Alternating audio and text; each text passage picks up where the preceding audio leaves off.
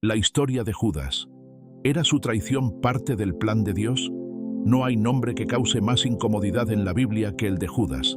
Judas Iscariote, el discípulo traidor, el hombre que entregó al Hijo de Dios con un beso. Pero, ¿y si su historia es más compleja de lo que creemos? ¿Y si, detrás de la traición, hay un propósito divino más profundo? Esta no es solo la historia del mayor acto de traición. Es una historia de decisiones, libre albedrío, profecía y dolor.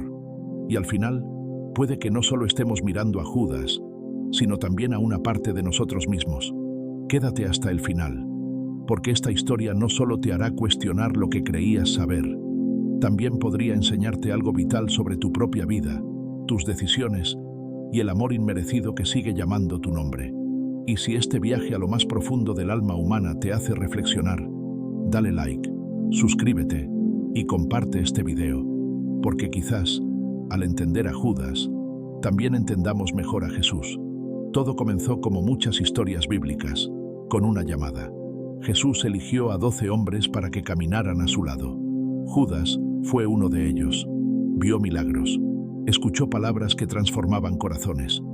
Fue testigo del poder divino, tan cerca, tan real. Pero entre la multitud de voces, algo comenzó a crecer en su interior. Un susurro, una sombra. No era solo codicia, era decepción. Judas esperaba un Mesías conquistador, un líder político que expulsara a Roma, que tomara el trono. Pero Jesús hablaba de amor al enemigo, de entregar la otra mejilla, de un reino que no era de este mundo. Y así, el conflicto comenzó a hervir dentro de él. Seguía a Jesús, sí, pero su corazón ya no caminaba al mismo ritmo. No entendía al Mesías que tenía frente a sus ojos. Y cuando el descontento crece en silencio, la traición encuentra espacio para germinar. Judas seguía a Jesús con los pies, pero no con el corazón. Y mientras los demás discípulos soñaban con milagros, él pensaba en revoluciones. Mientras unos se preguntaban cómo alimentar multitudes, Judas pensaba en monedas.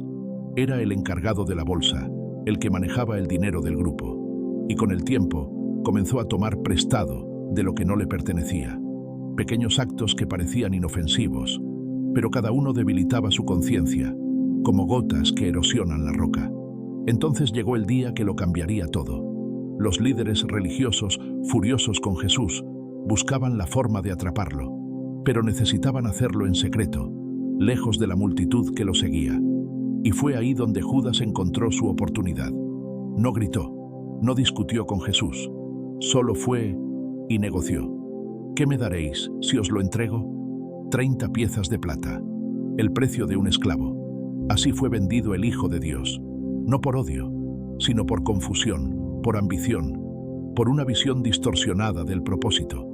Pero lo más impactante no fue la traición, fue lo que vino después, porque Jesús sabía, lo había dicho en la mesa, uno de ustedes me va a entregar. Y no lo dijo con enojo, lo dijo con tristeza, lo miró a los ojos, y aún así, le lavó los pies.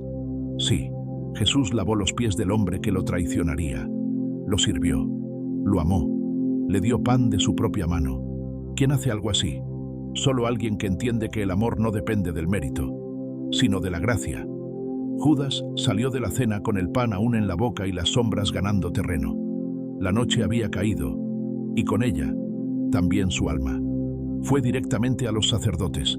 No vaciló, no dudó. Sabía dónde estaría Jesús.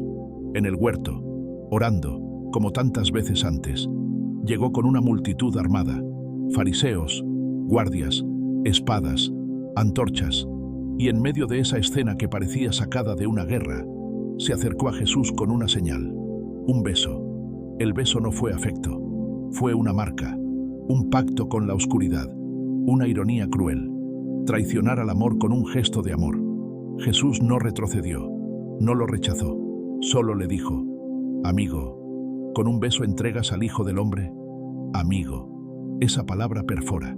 Jesús no lo llamó enemigo, ni traidor, lo llamó amigo, y esa sola palabra rompe esquemas, porque Jesús no se limitaba a ver lo que Judas hacía, sino todo lo que pudo haber sido, el potencial que había en él, la posibilidad de redención incluso en medio del desastre. Pero Judas ya no escuchaba. Una vez que el arresto ocurrió, algo cambió en su interior.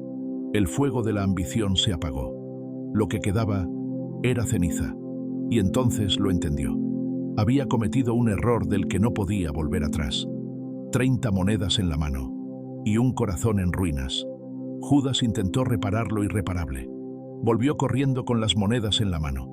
Su rostro estaba desencajado, los ojos vacíos, el alma quebrada. Se paró ante los sacerdotes, los mismos con quienes había pactado, y gritó: «He pecado, he entregado sangre inocente». Pero ellos, fríos como la plata que había recibido, le dijeron: «¿Qué nos importa? Allá tú». Judas arrojó las monedas en el templo. El tintineo del metal contra la piedra resonó como un eco trágico, un sonido que sigue repitiéndose a lo largo de los siglos. El precio de una traición, el sonido de un alma que se rompe. Después, el silencio. Judas se alejó, solo, vacío, sin dirección, sin consuelo. Y fue entonces cuando tomó la decisión más oscura de su historia. Terminó con su vida. Pero, ¿es este el final?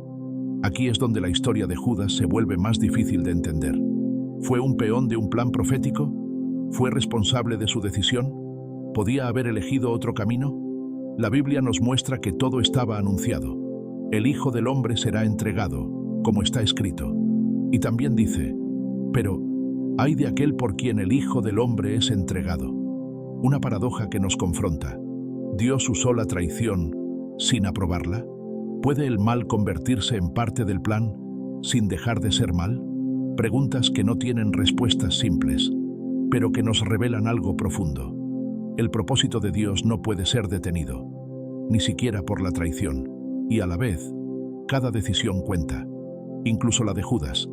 Es fácil señalar a Judas, es fácil pensar: yo nunca habría hecho eso.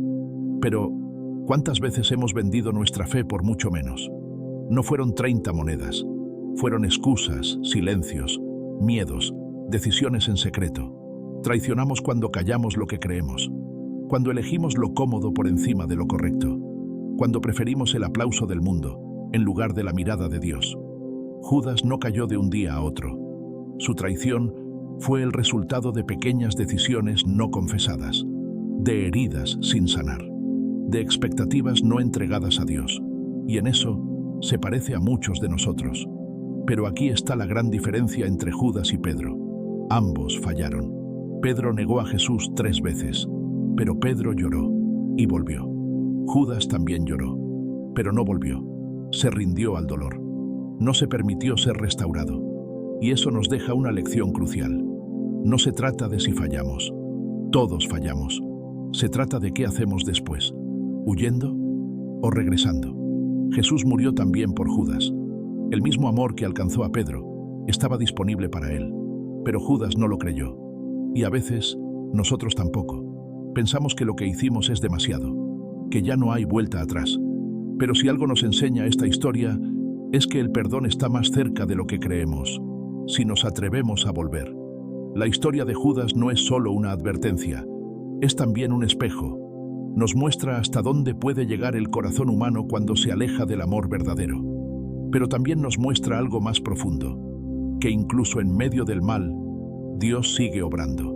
Sí, Judas traicionó. Sí, sus acciones condujeron a la cruz, pero la cruz no fue derrota, fue victoria.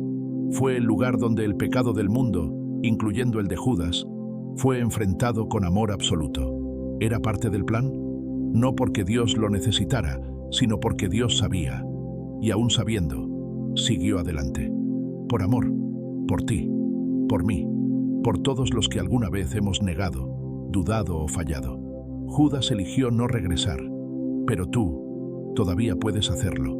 Hoy, si sientes que has traicionado tu fe, si piensas que Dios ya no te quiere cerca, recuerda esta verdad. El mismo Jesús que llamó a Judas amigo, es el mismo que te sigue llamando a ti por tu nombre. Él no se rinde contigo, y tú tampoco tienes que rendirte contigo mismo. Esta historia no termina con la traición, termina con la esperanza de redención, y esa historia aún se está escribiendo. La pregunta no es si has fallado, la pregunta es, ¿volverás?